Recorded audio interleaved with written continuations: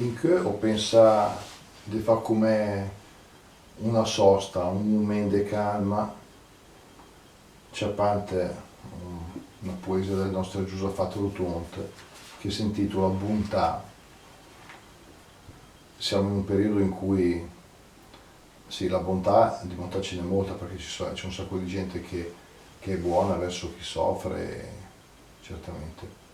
Però siamo anche sempre molto tirati e ecco, la bontà magari non sempre spunta. Ma questa bontà di cui parla Rotondi in realtà la, la fa emergere da un ricordo con una persona che si chiama Maria. Lui dedica questa poesia scritta nel 1940 una persona MCB che avrebbe incontrato ad Anzio, lo dice nel secondo verso, e una persona, una donna evidentemente, una ragazza, una signora, durante una notte con una faccia che ricordava la faccia della luna, un facciotto di Luna Pacciarotte, che la luna appunto sul mare, c'è questa espressione che è molto bella, parla di una vena vernighenta, cioè quando la luce della luna sul mare, appena appena increspato, sembra un tratto di vernice. E il mare era silenzioso e fermo, quindi con un mare calmo, appena appena increspato. Ecco.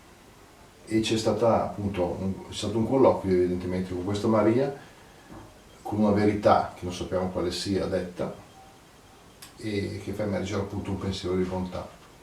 È una poesia veramente molto dolce che così, per chi vuole un attimo di tranquillità, ascoltiamo questi versi del nostro Giuseppe Ruponte che è come se si immergesse nella natura. Non voglio paragonarla all'infinito di Leopardi, anche perché qui in realtà qui c'è una persona in carne ed ossa con cui si rapporta. Ci può essere un tocco forse anche religioso, ma può essere preso in considerazione sul sottofondo. Non dice altri particolari, ci lascia molto così nell'indefinito e ci lascia forse sognare. Bontà.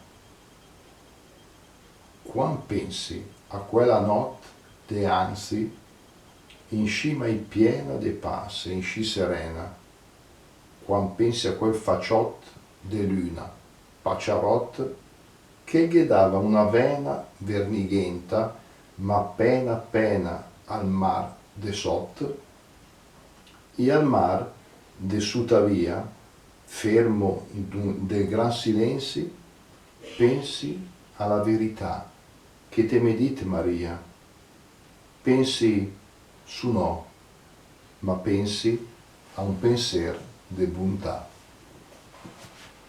Se vi è piaciuta, potete ascoltarla quando avete un momento di pace, di bontà.